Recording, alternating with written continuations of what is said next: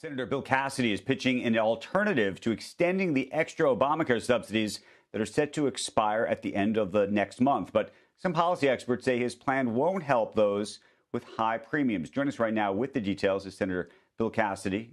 He is the chairman of the Health, Education, Labor and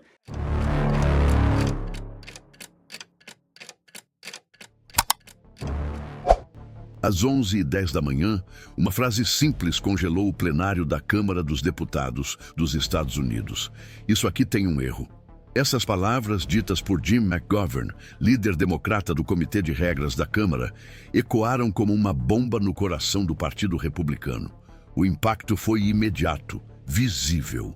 Os rostos antes confiantes e indiferentes dos congressistas republicanos se transformaram em máscaras de espanto, choque e descrença.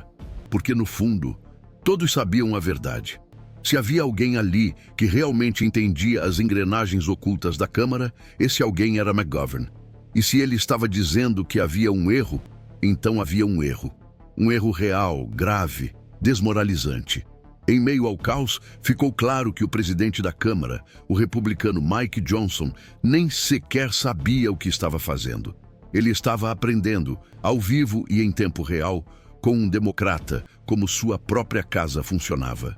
Não era apenas um deslize, era um vexame. E pior, um vexame que envolvia nada menos que um projeto de lei gigantesco, contaminado pela pressa cega de agradar Donald Trump e cumprir sua exigência artificial de que tudo estivesse aprovado antes do dia 4 de julho.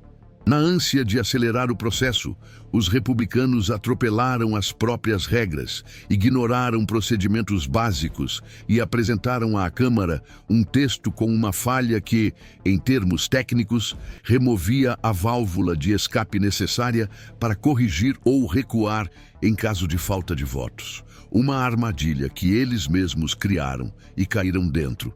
Durante mais de 11 horas, o Partido Republicano ficou paralisado, sem saber o que fazer. A liderança não tinha como desfazer o erro sem reconhecer publicamente sua incompetência. E o mais humilhante, o erro não era sofisticado. Não era uma brecha legal difícil de entender. Era uma falha infantil, resultado direto de um processo feito nas coxas, às pressas, sem cuidado. Uma falha que impedia que o próprio partido recuasse do debate, mesmo que percebesse que não tinha os votos. Era como entrar numa sala, trancar a porta por dentro e jogar a chave pela janela. E foi exatamente isso que aconteceu. Eles começaram algo que não poderiam parar. E naquele momento, a verdade emergiu como um soco. Trump não tinha os votos. Mike Johnson não tinha os votos. O Partido Republicano não tinha os votos. O projeto abençoado por Trump estava prestes a desmoronar diante dos olhos do país. E o pânico tomou conta, não apenas da Câmara, mas também da Casa Branca. A tentativa de consertar a situação com uma emenda foi recebida com descrença e indignação. Jim McGovern, com sua voz firme, lançou a pergunta que muitos americanos já faziam em silêncio há muito tempo. Se esses líderes não conseguem sequer redigir corretamente uma regra de um parágrafo, como podemos confiar que serão capazes de lidar com um projeto de 870 páginas repleto de brechas, armadilhas e efeitos colaterais ocultos? A pergunta ficou no ar, pairando como um fantasma, mas não parou por aí. Com a brecha aberta por McGovern, os democratas aproveitaram para usar seu direito ao microfone e tentar, uma a uma, apresentar emendas que protegessem o Medicaid e o Programa de Assistência Alimentar, o SNAP. Emendas simples, humanas, voltadas à preservação da dignidade de milhões de americanos. E o que fez o Partido Republicano? Bloqueou todas, cada uma delas. Rejeitaram o direito das famílias pobres de se alimentarem. Rejeitaram o direito de acesso à saúde para os mais vulneráveis. E não se tratava de algo distante ou abstrato. Cada voto dado naquele plenário tinha um rosto. Cada rejeição representava uma criança que ficaria com fome, um idoso que perderia atendimento, uma mãe solteira que veria sua geladeira vazia e seus filhos sem tratamento. Jim McGovern voltou à tribuna e lembrou aos republicanos o que estava em jogo. Lembrou que mais de 100 democratas haviam pedido o direito de proteger o Medicaid e o SNAP com uma simples emenda. Lembrou que em um único distrito da Carolina do Norte, 142 mil cidadãos perderiam parte ou a totalidade de seus benefícios. 5 hospitais rurais estavam em risco de fechar. E mesmo assim, os republicanos seguiram firmes, negando ajuda, negando dignidade, negando humanidade.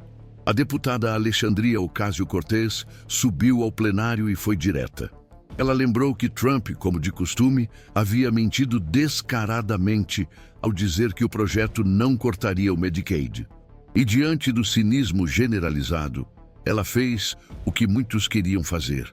Chamou o presidente pelo nome e disse que ou ele estava sendo enganado ou estava mentindo. Ela expôs com clareza o conteúdo real do projeto. Disse, sem rodeios, que o texto previa o maior corte de assistência médica da história americana. 17 milhões de cidadãos perderiam seus planos de saúde. Não se tratava de imigrantes ilegais ou de pessoas fora do sistema. Tratava-se de cidadãos americanos, gente comum. Trabalhadores, idosos, famílias inteiras, sendo jogadas à margem por um governo que os tratava como peso morto. Ocasio-Cortez, que já viveu de gorjetas, fez questão de destacar outra crueldade embutida no texto. A proposta de aumentar impostos sobre trabalhadores que ganham menos de $50 mil por ano, enquanto bilionários continuavam blindados. Ela desafiou os congressistas republicanos a olharem nos olhos de suas comunidades e explicarem como trocaram saúde, comida e dignidade por um projeto que só beneficiava os ultra-ricos.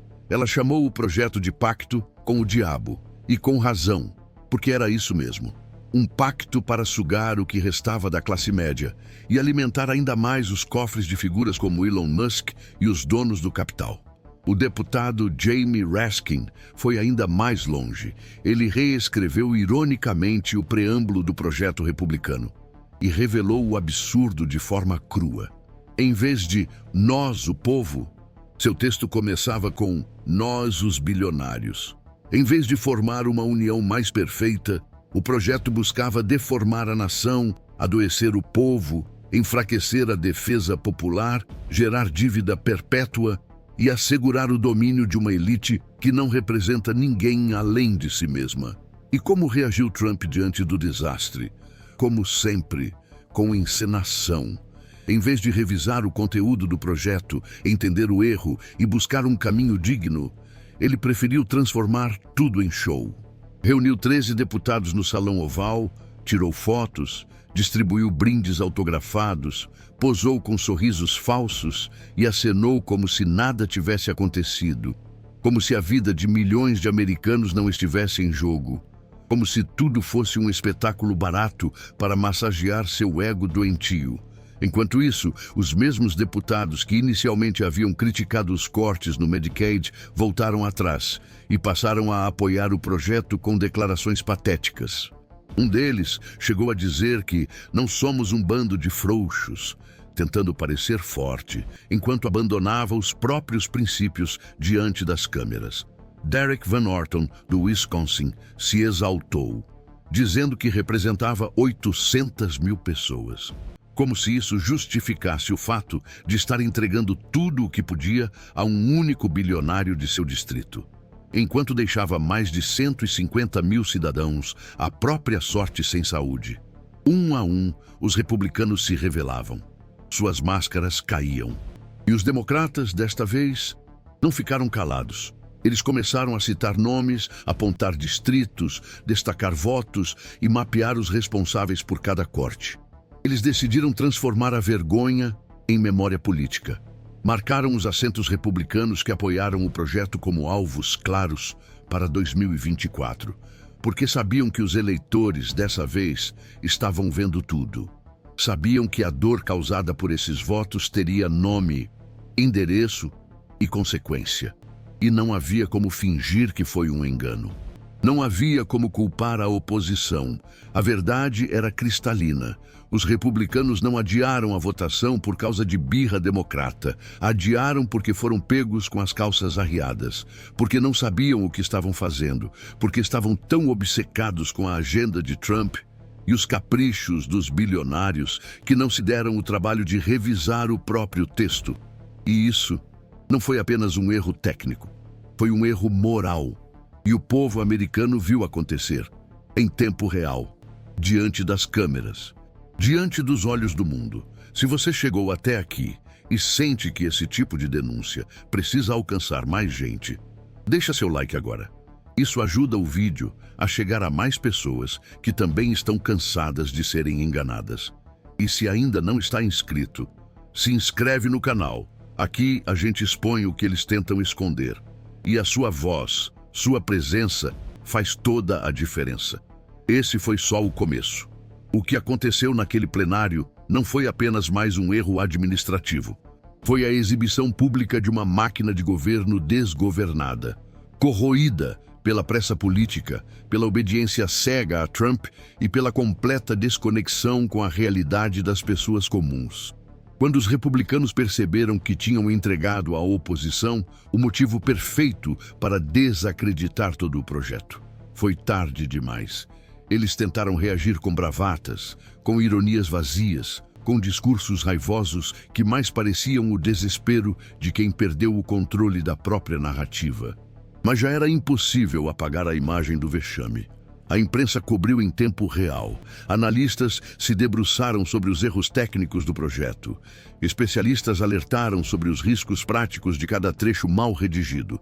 E o povo, aquele que carrega a conta nas costas, finalmente viu, sem filtro, o grau de irresponsabilidade daqueles que dizem governar em seu nome.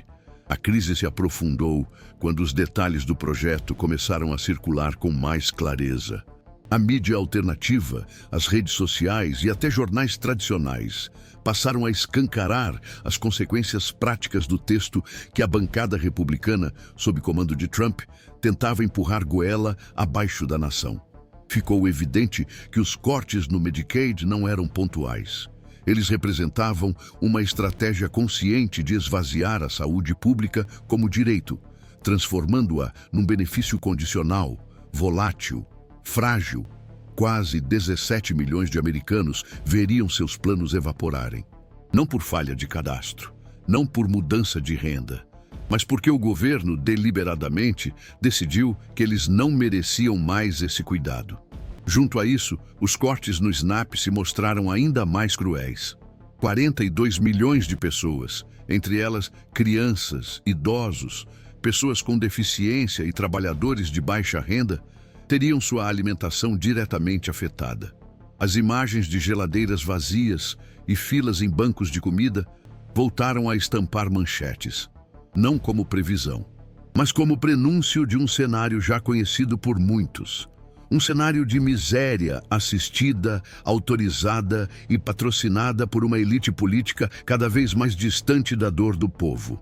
E o mais revoltante é que, ao mesmo tempo em que propunham essa amputação social, os mesmos congressistas republicanos se empenhavam em garantir isenções bilionárias para a parcela mais rica da sociedade.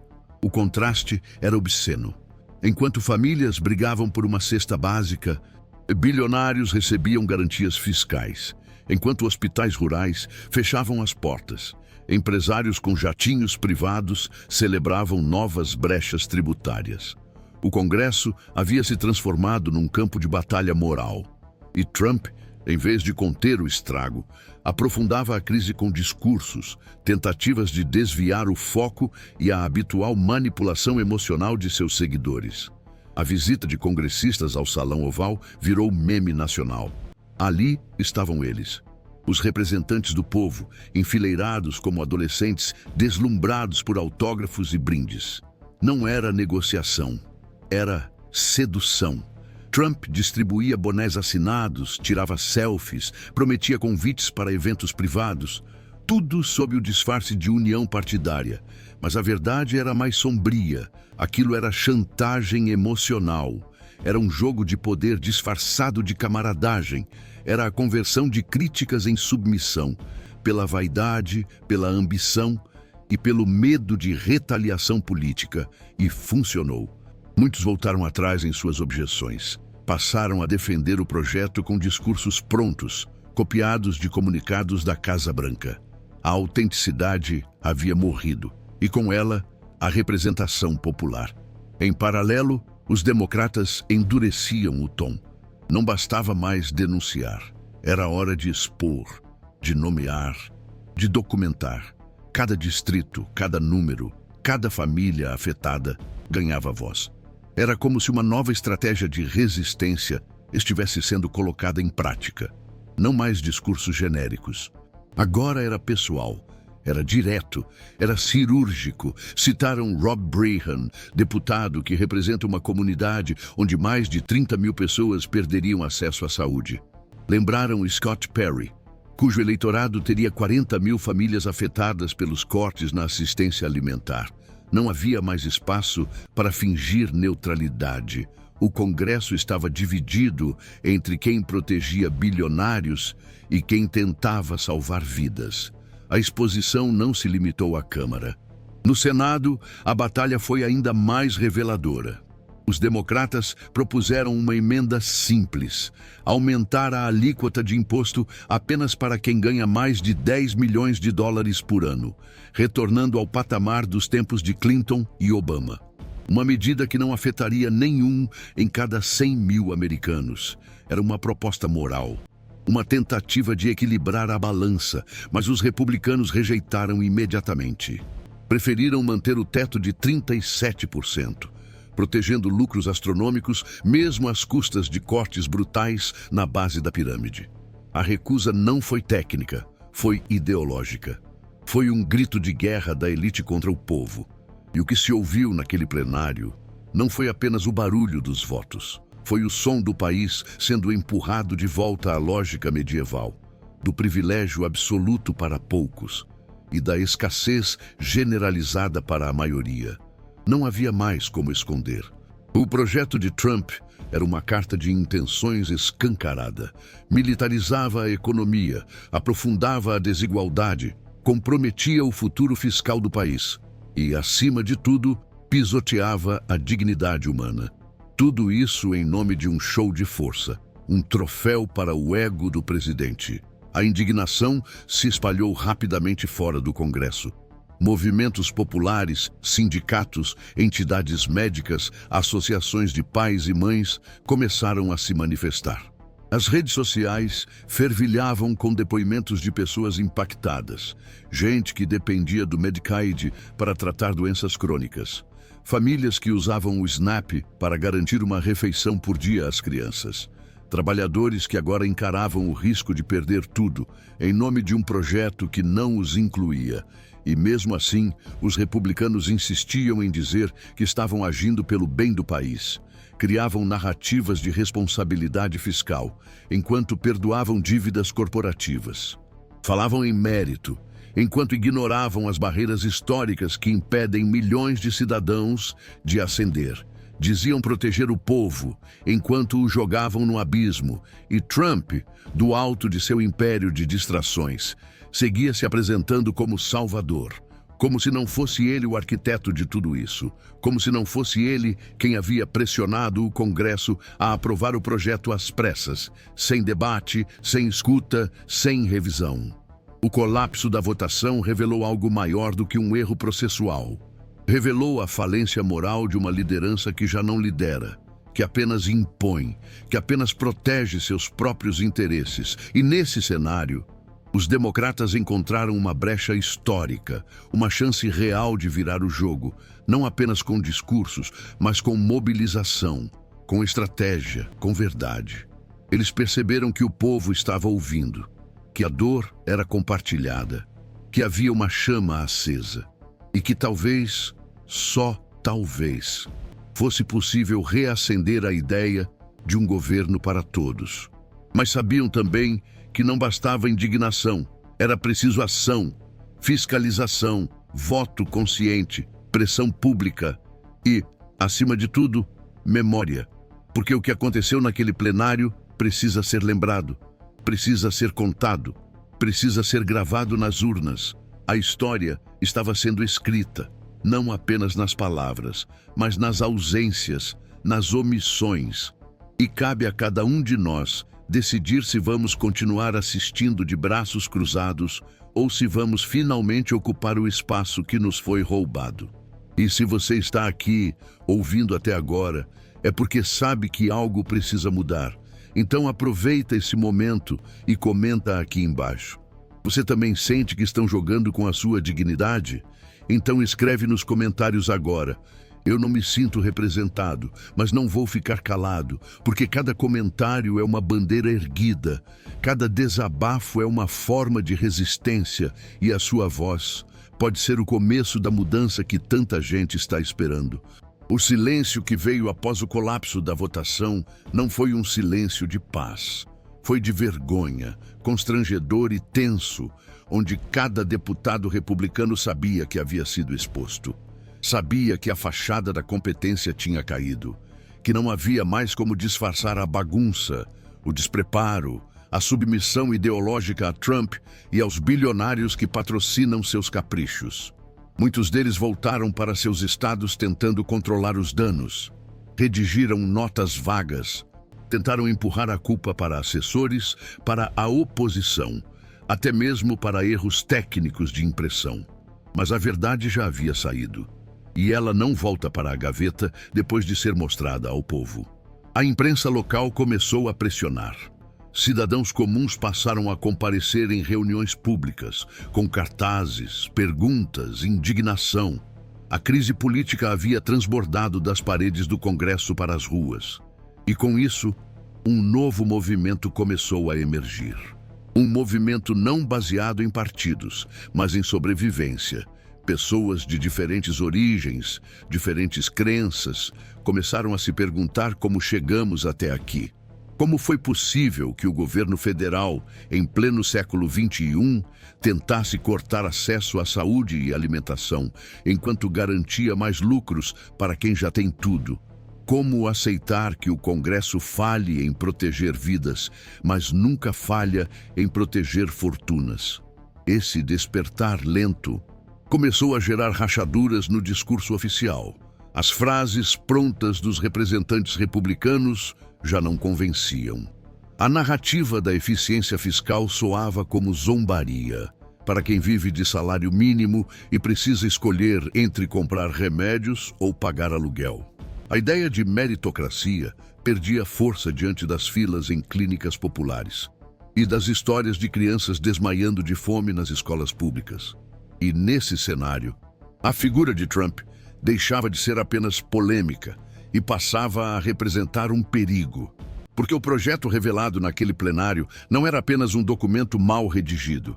Era o reflexo direto da mentalidade que Trump ajudou a espalhar.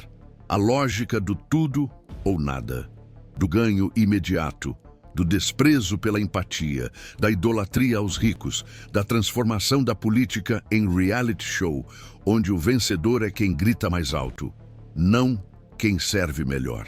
O ataque de fúria que Trump teve ao saber que seu projeto havia sido humilhado publicamente não era um acesso de raiva isolado. Era o grito de quem está acostumado a ter o controle e não sabe lidar com o fato de que, dessa vez, perdeu. Perdeu o controle da narrativa. Perdeu a blindagem dos bastidores, perdeu a confiança de parte da própria base, que começou a questionar se vale a pena seguir defendendo um homem que entrega milhões à fome para proteger bilionários que jamais pisarão em suas comunidades. E quando um líder começa a ser questionado pelos próprios seguidores, não importa quantas fotos ele tire no Salão Oval, nem quantos bonés autografados ele distribua, a rachadura já começou. A oposição sabe disso, e é por isso que os democratas, liderados por vozes como McGovern, Ocasio-Cortez, Raskin e tantos outros, começaram a agir de forma mais estratégica.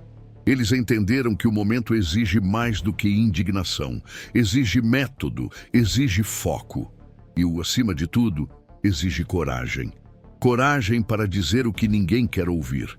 Coragem para expor a verdade mesmo que doa. coragem para enfrentar uma máquina de propaganda bilionária sem se calar.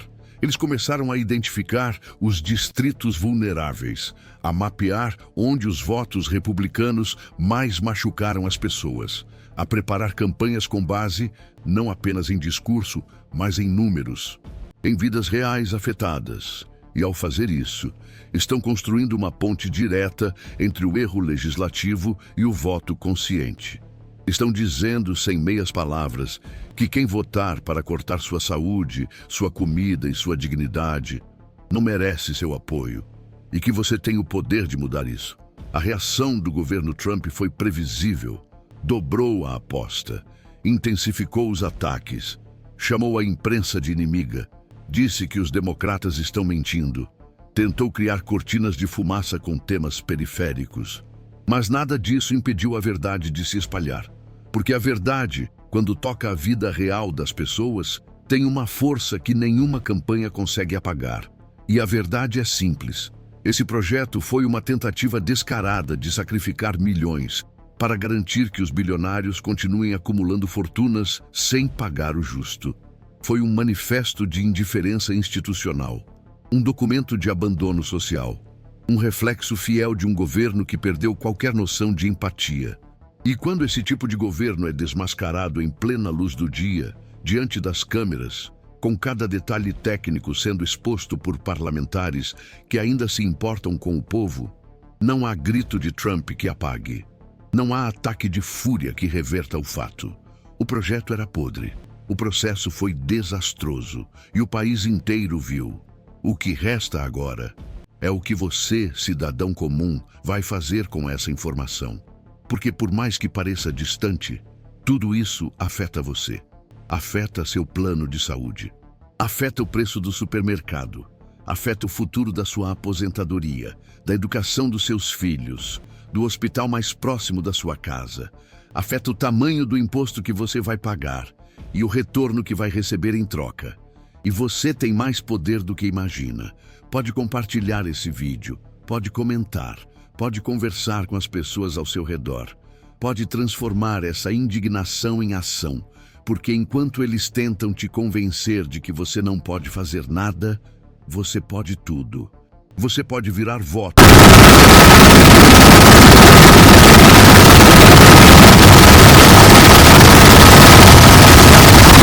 Se você sente que esse conteúdo te ajudou a ver com mais clareza o que está acontecendo nos bastidores do poder, se inscreve agora no canal. Aqui a gente não tem rabo preso com ninguém. Aqui a gente denuncia. Aqui a gente investiga. Aqui a gente fala a verdade que eles tentam esconder. E você faz parte disso, porque não basta mais assistir, é hora de participar, de estar do lado certo da história. De lembrar que política não é sobre partidos, é sobre pessoas, sobre vidas, sobre futuro. E se alguém lá em cima esqueceu disso, a gente vai lembrar. Todos os dias, até que eles nunca mais tenham coragem de ignorar a nossa voz. Se você está cansado de ser tratado como invisível, esse canal é seu lugar. Se inscreve, deixa o like e comenta aqui embaixo o que você pensa sobre tudo isso. Porque a sua opinião vale, a sua voz conta, e juntos a gente vai muito mais longe do que eles jamais imaginaram.